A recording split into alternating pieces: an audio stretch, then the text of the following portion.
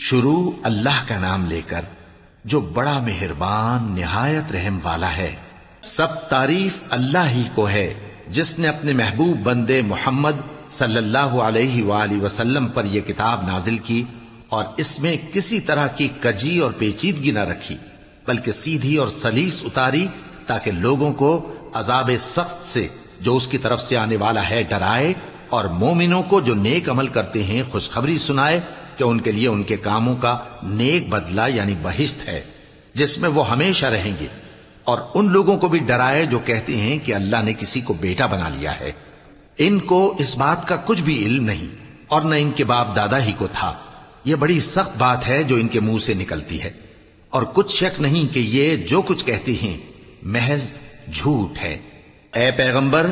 اگر یہ اس کلام پر ایمان نہ لائیں تو شاید تم ان کے پیچھے رنج کر کر کے اپنے تئیں ہلاک کر دو گے۔ جو چیز زمین پر ہے ہم نے اس کو زمین کے لیے زینت بنایا ہے تاکہ لوگوں کی آزمائش کریں کہ ان میں کون اچھے عمل کرنے والا ہے، اور جو چیز زمین پر ہے ہم اس کو نابود کر کے بنجر میدان کر دیں گے۔ کیا تم خیال کرتے ہو کہ غار اور لوح والے ہماری نشانیوں میں سے عجیب تھے؟ جب وہ نوجوان غار میں جا رہے تو کہنے لگے کہ اے ہمارے پروردگار، ہم پر اپنے ہاں سے رحمت نازل فرما اور ہمارے کام میں درستی کے سامان مہیا کر۔ تو ہم نے غار میں کئی سال تک ان کے کانوں پر نیند کا پردہ ڈالے رکھا، یعنی ان کو سلائے رکھا، پھر ان کو جگا اٹھایا تاکہ معلوم کریں کہ جتنی مدت وہ غار میں رہے دونوں جماعتوں میں سے اس کی مقدار کس کو خوب یاد ہے۔ ہم ان کے حالات تم سے صحیح صحیح بیان کرتے ہیں۔ وہ کئی نوجوان تھے جو اپنے پروردگار پر ایمان لائے تھے، اور ہم نے ان کو اور زیادہ ہدایت دی تھی، اور ان کے دلوں کو مربوط یعنی مضبوط کر دیا۔ جب وہ اٹھ کھڑے ہوئے تو کہنے لگے کہ ہمارا پروردگار آسمانوں اور زمین کا مالک ہے، ہم اس کے سوا کسی کو معبود سمجھ کر نہ پکاریں گے۔ اگر ایسا کیا تو اس وقت ہم نے بے عقلی کی بات کی۔ ان ہماری قوم کے لوگوں نے اس کے سوا اور معبود بنا رکھے ہیں، بھلا یہ ان کے معبود ہونے پر کوئی کھلی دلیل کیوں نہیں لاتے؟ تو اس سے زیادہ کون ظالم ہے جو اللہ پر جھوٹ باندھے؟ اور جب تم نے ان مشرکوں سے اور جن کی یہ اللہ کے سوا عبادت کرتے ہیں ان سے کنارہ کر لیا ہے تو غار میں چل رہو، تمہارا پروردگار تمہارے لیے اپنی رحمت وسیع کر دے گا اور تمہارے کاموں میں آسانی کے سامان مہیا کرے گا۔ اور جب سورج نکلے تو تم دیکھو کہ دھوپ ان کے غار سے داہنی طرف سمٹ جائے، اور جب غروب ہو تو ان سے بائیں طرف کترا جائے، اور وہ اس غار کے کشادہ حصے میں تھے۔ یہ اللہ کی نشانیوں میں سے ہیں، جس کو اللہ ہدایت دے وہ ہدایت یاب ہے، اور جس کو گمراہ رہنے دے تو تم اس کے لیے کوئی دوست راہ بتانے والا نہ پاؤ گے۔ اور تم ان کے متعلق خیال کرو کہ وہ جاگ رہے ہیں حالانکہ وہ سوتے ہیں، اور ہم ان کو دائیں اور بائیں کروٹ بدلاتے تھے، اور ان کا کتا چوکھٹ پر دونوں ہاتھ پھیلائے ہوئے تھا۔ اگر تم ان کو جھانک کر دیکھتے تو پیٹ پھیر کر بھاگ جاتے اور ان سے دہشت میں آ جاتے۔ اور اسی طرح ہم نے ان کو اٹھایا تاکہ آپس میں ایک دوسرے سے دریافت کریں۔ ایک کہنے والے نے کہا کہ تم یہاں کتنی مدت رہے؟ انہوں نے کہا کہ 1 دن یا اس سے بھی کم۔ انہوں نے کہا کہ جتنی مدت تم رہے ہو تمہارا پروردگار ہی اس کو خوب جانتا ہے، تو اپنے میں سے کسی کو یہ روپیہ دے کر شہر بھیجو، وہ دیکھے کہ نفیس کھانا کون سا ہے تو اس میں سے کھانا لے آئے، اور احتیاط سے آئے جائے اور تمہارا حال کسی کو نہ بتائے۔ اگر وہ تم پر دسترس پا لیں گے تو تمہیں سنسار کر دیں گے یا پھر اپنے مذہب میں داخل کر لیں گے، اور اس وقت تم کبھی فلاح نہیں پاؤ گے۔ اور اسی طرح ہم نے لوگوں کو ان کے حال سے خبردار کر دیا تاکہ وہ جانیں کہ اللہ کا وعدہ سچا ہے، اور یہ کہ قیامت جس کا وعدہ کیا جاتا ہے اس میں کچھ شک نہیں۔ اس وقت لوگ ان کے بارے میں باہم جھگڑنے لگے اور کہنے لگے کہ ان کے غار پر عمارت بنا دو۔ ان کا پروردگار ان کے حال سے خوب واقف ہے۔ جو لوگ ان کے معاملے میں غلبہ رکھتے تھے وہ کہنے لگے کہ ہم ان کے غار پر مسجد بنائیں گے۔ بعض لوگ اٹکل پچو کہیں گے کہ وہ 3 تھے اور چوتھا ان کا کتا تھا، اور بعض کہیں گے کہ وہ 5 تھے اور چھٹا ان کا کتا تھا، اور بعض کہیں گے کہ وہ 7 تھے اور 8واں ان کا کتا تھا۔ کہہ دو کہ میرا پروردگار ہی ان کے شمار سے خوب واقف ہے، ان کو جانتے بھی ہیں تو تھوڑے ہی لوگ جانتے ہیں۔ تو تم ان کے معاملے میں بحث نہ کرنا مگر سرسری سی بحث، اور نہ ان کے بارے میں ان میں سے کسی سے کچھ دریافت ہی کرنا، اور کسی کام کی نسبت نہ کہنا کہ میں اسے کل کر دوں گا، مگر انشاءاللہ کہہ کر، یعنی اگر اللہ چاہے تو کر دوں گا۔ اور جب اللہ کا نام لینا بھول جاؤ تو یاد آنے پر لے لو، اور کہہ دو کہ امید ہے کہ میرا پروردگار مجھے اس سے بھی زیادہ ہدایت کی باتیں بتائے۔ اور اصحاب کہف اپنے غار میں 9 اوپر 300 سال رہے۔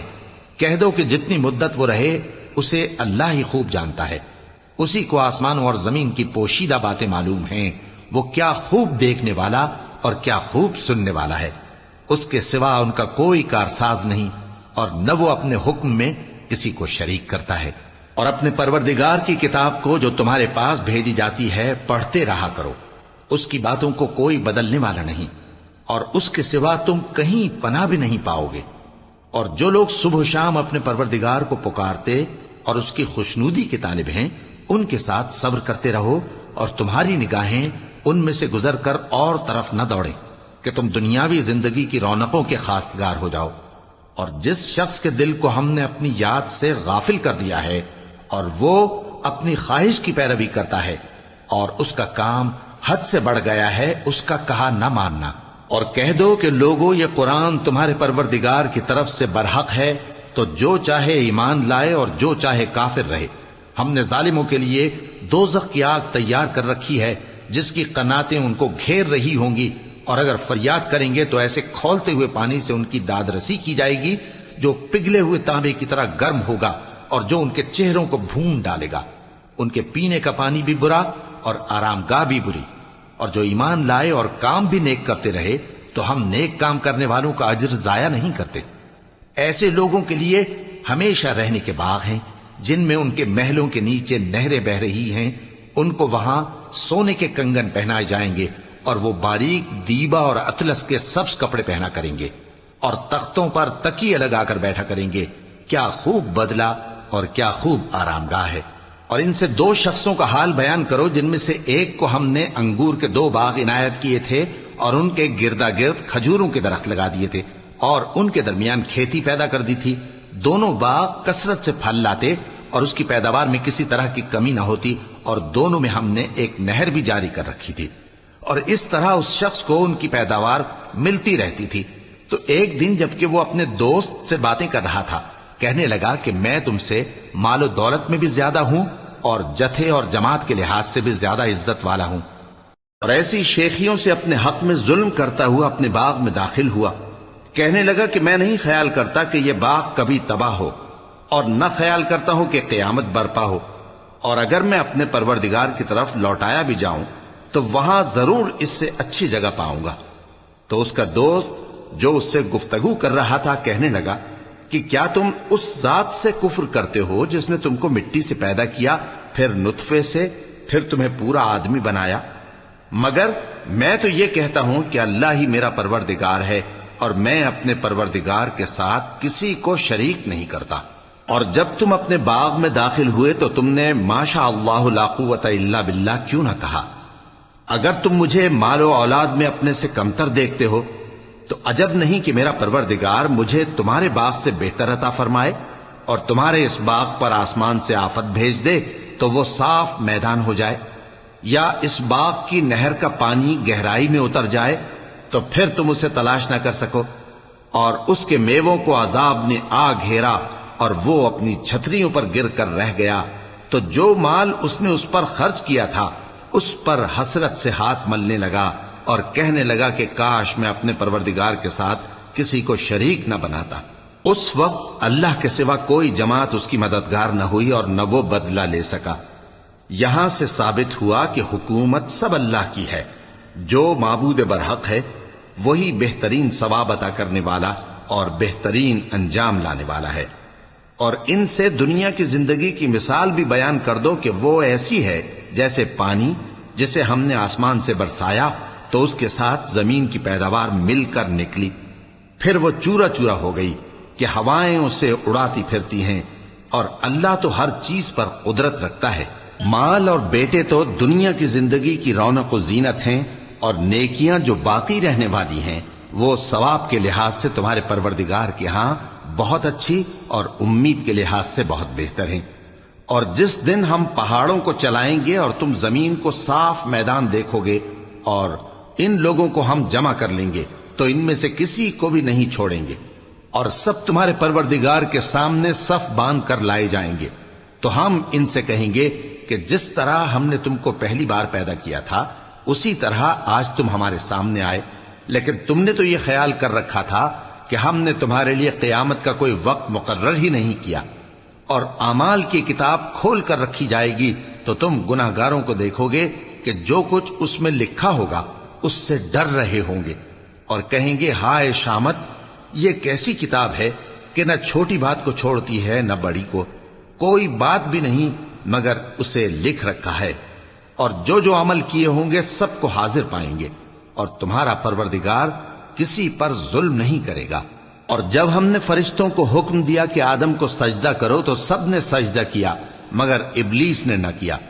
وہ جنات میں سے تھا تو اپنے پروردگار کے حکم سے باہر ہو گیا۔ کیا تم اس کو اور اس کی اولاد کو میرے سوا دوست بناتے ہو،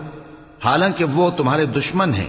اور شیطان کی دوستی ظالموں کے لیے اللہ کی دوستی کا برا بدل ہے۔ میں نے ان کو نہ تو آسمانوں اور زمین کے پیدا کرنے کے وقت بلایا تھا اور نہ خود ان کے پیدا کرنے کے وقت، اور میں ایسا نہ تھا کہ گمراہ کرنے والوں کو مددگار بناتا۔ اور جس دن اللہ فرمائے گا کہ اب میرے شریکوں کو جن کی نسبت تم معبود ہونے کا گمان رکھتے تھے بلاؤ، تو وہ ان کو بلائیں گے مگر وہ ان کو کچھ جواب نہ دیں گے، اور ہم ان کے درمیان ہلاکت کی ایک جگہ بنا دیں گے، اور گناہگار لوگ دوزخ کو دیکھیں گے تو یقین کر لیں گے کہ وہ اس میں پڑنے والے ہیں، اور اس سے بچنے کا کوئی راستہ نہ پائیں گے۔ اور ہم نے اس قرآن میں لوگوں کے سمجھانے کے لیے طرح طرح کی مثالیں بیان فرمائی ہیں، لیکن انسان سب چیزوں سے بڑھ کر جھگڑالو ہے، اور لوگوں کے پاس جب ہدایت آ گئی تو ان کو کس چیز نے منع کیا کہ ایمان لائیں اور اپنے پروردگار سے بخشش مانگیں، بجز اس کے کہ اس بات کے منتظر ہوں کہ انہیں بھی پہلوں کا سا معاملہ پیش آئے یا ان پر عذاب سامنے سے آ جائے۔ اور ہم جو پیغمبروں کو بھیجا کرتے ہیں تو صرف اس لیے کہ لوگوں کو اللہ کی نعمتوں کی خوشخبریاں سنائیں اور عذاب سے ڈرائیں، اور جو کافر ہیں وہ باطل کی مدد سے جھگڑا کرتے ہیں تاکہ اس سے حق کو پھسلا دیں، اور انہوں نے ہماری آیتوں کو اور جس چیز سے ان کو ڈرایا جاتا ہے اسے ہنسی بنا لیا ہے۔ اور اس سے بڑھ کر ظالم کون، جس کو اس کے پروردگار کی آیات کے ذریعے سمجھایا گیا تو اس نے ان سے منہ پھیر لیا، اور جو اعمال وہ آگے کر چکا اس کو بھول گیا۔ ہم نے ان کے دلوں پر پردے ڈال دیے کہ اسے سمجھ نہ سکیں، اور کانوں میں ثقل پیدا کر دیا ہے کہ سن نہ سکیں، اور اگر تم ان کو رستے کی طرف بلاؤ تو کبھی رستے پر نہ آئیں گے، اور تمہارا پروردگار بخشنے والا صاحب رحمت ہے۔ اگر وہ ان کے کرتوتوں پر ان کو پکڑنے لگے تو ان پر جھٹ عذاب بھیج دے، مگر ان کے لیے ایک وقت مقرر کر رکھا ہے کہ اس کے عذاب سے کوئی پناہ کی جگہ نہ پائیں گے۔ اور یہ بستیاں جو ویران پڑی ہیں، جب انہوں نے کفر کر کے ظلم کیا تو ہم نے ان کو تباہ کر دیا، اور ان کی تباہی کے لیے ایک وقت مقرر کر دیا تھا۔ اور جب موسیٰ نے اپنے شاگرد سے کہا کہ جب تک میں دو دریاؤں کے ملنے کی جگہ نہ پہنچ جاؤں ٹلنے کا نہیں، خاص صدیوں چلتا رہوں، پھر جب وہ دونوں ان دریاؤں کے سنگم پر پہنچے تو اپنی مچھلی بھول گئے، پھر اس مچھلی نے دریا میں سرنگ کی طرح اپنا راستہ بنا لیا۔ جب آگے چلے تو موسیٰ نے اپنے شاگرد سے کہا کہ ہمارا کھانا لاؤ، اس سفر سے ہم کو بہت تکان ہو گئی ہے۔ اس نے کہا کہ بھلا آپ نے دیکھا کہ جب ہم نے اس چٹان کے پاس آرام کیا تھا تو میں مچھلی وہیں بھول گیا، اور مجھے آپ سے اس کا ذکر کرنا شیطان نے بھلا دیا، اور اس مچھلی نے عجیب طرح سے دریا میں اپنا راستہ بنایا۔ موسیٰ نے کہا یہی تو وہ مقام ہے جسے ہم تلاش کرتے تھے، تو وہ اپنے پاؤں کے نشان دیکھتے دیکھتے لوٹ گئے۔ وہاں انہوں نے ہمارے بندوں میں سے ایک بندہ دیکھا جس کو ہم نے اپنے ہاتھ سے رحمت خاص سے نوازا تھا اور اپنے پاس سے ایک خاص علم بخشا تھا۔ موسیٰ نے ان سے جن کا نام خضر تھا کہا کہ جو علم اللہ کی طرف سے آپ کو سکھایا گیا ہے، اگر آپ اس میں سے مجھے کچھ بھلائی کی باتیں سکھائیں تو میں آپ کے ساتھ رہوں۔ خضر نے کہا کہ تم میرے ساتھ رہ کر صبر نہیں کر سکو گے، اور جس بات کی تمہیں خبر ہی نہیں اس پر صبر کر بھی کیسے سکتے ہو؟ موسیٰ نے کہا اللہ نے چاہا تو آپ مجھے صابر پائیے گا، اور میں آپ کے ارشاد کے خلاف نہیں کروں گا۔ خضر نے کہا اگر تم میرے ساتھ رہنا چاہو تو شرط یہ ہے مجھ سے کوئی بات نہ پوچھنا جب تک میں خود اس کا ذکر تم سے نہ کروں۔ تو دونوں چل پڑے، یہاں تک کہ جب کشتی میں سوار ہوئے تو خضر نے کشتی کو پھاڑ ڈالا۔ موسیٰ نے کہا کیا آپ نے اس کو اس لیے پھاڑا ہے کہ سواروں کو غرق کر دی؟ یہ تو آپ نے بڑی عجیب بات کی۔ خضر نے کہا کیا میں نے نہیں کہا تھا کہ تم میرے ساتھ صبر نہ کر سکو گے؟ موسیٰ نے کہا کہ جو بھول مجھ سے ہوئی اس پر مواخذہ نہ کیجیے اور میرے معاملے میں مجھ پر مشکل نہ ڈالیے۔ پھر دونوں چلے، یہاں تک کہ رستے میں ایک لڑکا ملا تو خضر نے اسے مار ڈالا۔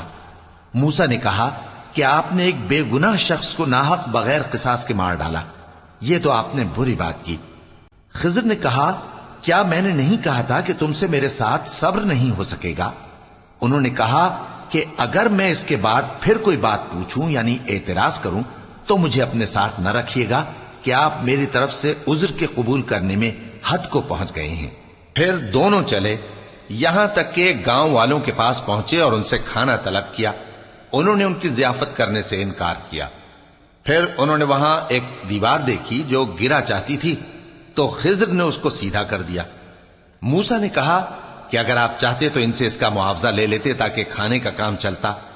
خضر نے کہا کہ اب مجھ میں اور تم میں علیحدگی، مگر جن باتوں پر تم صبر نہ کر سکے میں ان کا تمہیں بھید بتائے دیتا ہوں کہ وہ جو کشتی تھی غریب لوگوں کی تھی جو دریا میں محنت کر کے یعنی کشتیاں چلا کر گزارا کرتے تھے، اور ان کے سامنے کی طرف ایک بادشاہ تھا جو ہر اچھی کشتی کو زبردستی چھین لیتا تھا، تو میں نے چاہا کہ اسے عیبدار کر دوں تاکہ وہ اسے غصب نہ کر سکے۔ اور وہ جو لڑکا تھا اس کے ماں باپ دونوں مومن تھے، ہمیں اندیشہ ہوا کہ وہ بڑا ہو کر بد کردار ہوگا تو کہیں ان کو سرکشی اور کفر میں نہ پھنسا دے، تو ہم نے چاہا کہ ان کا پروردگار اس کی جگہ ان کو اور بچہ عطا فرمائے جو اخلاقی پاکیزگی میں بہتر اور محبت میں زیادہ قریب ہو۔ اور وہ جو دیوار تھی سو 2 یتیم لڑکوں کی تھی جو شہر میں رہتے تھے، اور اس کے نیچے ان کا خزانہ دفن تھا، اور ان کا باپ ایک نیک آدمی تھا۔ تو تمہارے پروردگار نے چاہا کہ وہ اپنی جوانی کو پہنچ جائیں اور پھر اپنا خزانہ نکالے۔ یہ تمہارے پروردگار کی مہربانی ہے، اور یہ کام میں نے اپنی طرف سے نہیں کیے، یہ ان باتوں کی حقیقت ہے جن پر تم صبر نہ کر سکے۔ اور تم سے ذوالقرنین کے بارے میں دریافت کرتے ہیں، کہہ دو کہ میں اس کا کسی قدر حال تمہیں پڑھ کر سناتا ہوں۔ ہم نے اس کو زمین میں بڑا اقتدار دیا تھا اور ہر طرح کا سامان اس کو عطا کیا تھا، تو اس نے ایک سفر کا سامان کیا، یہاں تک کہ جب سورج کے غروب ہونے کی جگہ پہنچا تو اسے ایسا پایا کہ ایک کیچڑ والے چشمے میں ڈوب رہا ہے، اور اس چشمے کے پاس ایک قوم دیکھی۔ ہم نے کہا ذوالقرنین تم ان کو خواہ تکلیف دو خواہ ان کے بارے میں بھلائی اختیار کرو، دونوں باتوں کی تم کو قدرت ہے۔ ذوالقرنین نے کہا کہ جو کفر و بد کرداری سے ظلم کرے گا اسے ہم سزا دیں گے، پھر وہ اپنے پروردگار کی طرف لوٹایا جائے گا تو وہ بھی اسے بڑا عذاب دے گا، اور جو ایمان لائے گا اور عمل نیک کرے گا اس کے لیے بہت اچھا بدلہ ہے، اور ہم اپنے معاملے میں اس سے نرم بات کہیں گے۔ پھر اس نے ایک اور سامان سفر کیا، یہاں تک کہ سورج کے طلوع ہونے کے مقام پر پہنچا تو دیکھا کہ وہ ایسے لوگوں پر طلوع ہوتا ہے جن کے لیے ہم نے دھوپ سے بچاؤ کی کوئی اوٹ نہیں بنائی تھی۔ حقیقت یوں ہی تھی، اور جو کچھ اس کے پاس تھا ہم کو سب کی خبر تھی۔ پھر اس نے ایک اور سفر کا سامان کیا،